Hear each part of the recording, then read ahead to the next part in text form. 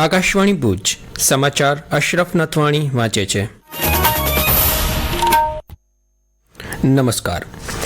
ભારતની ઔદ્યોગિક ક્ષમતા અને મેક ઇન ઇન્ડિયા અભિયાનમાં વધુ એક સુવર્ણ પ્રકરણ ઉમેરાયું છે.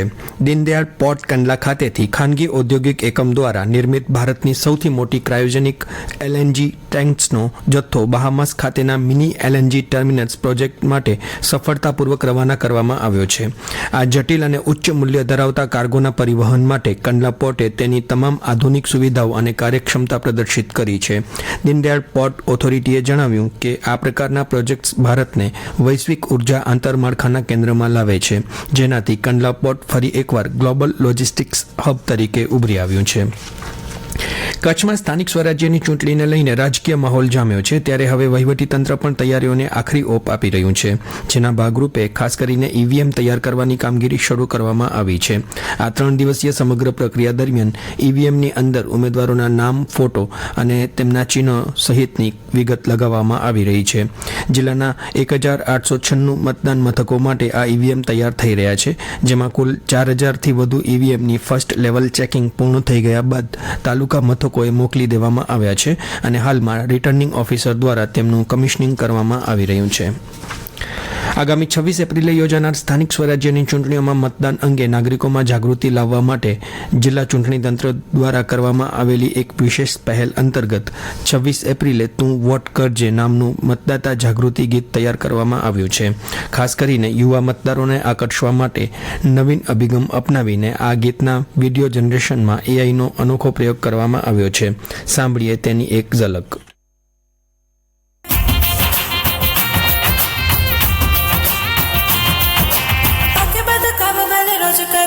પણ 26 એપ્રિલે તું વોટ કરજે.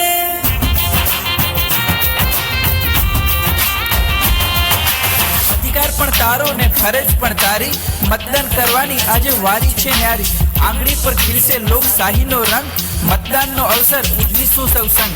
મુજો જ પંથક ને મુજો જ રાજ, એને જીવા ડોબ્યો કયો હોય કાજ. પોલિંગ બૂથ પર જઈને તો સપોર્ટ કરજે, 26 એપ્રિલે તું વોટ કરજે.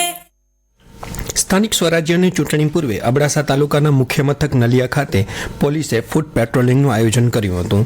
ચૂંટણી પૂર્વે શાંતિપૂર્ણ માહોલ જાળવવા અને કાયદો વ્યવસ્થા સુનિશ્ચિત કરવાના પ્રયાસ રૂપે યોજાયેલી આ પેટ્રોલિંગ નલિયા બજાર ચોક સુધી યોજાઈ હતી. પેટ્રોલિંગ દરમિયાન પોલીસ અધિકારીઓએ રોડ પરના લારી ગલ્લાવાળાને ટ્રાફિકમાં અડચણ ન બને તેની તકેદારી રાખવા પણ સૂચના આપી હતી.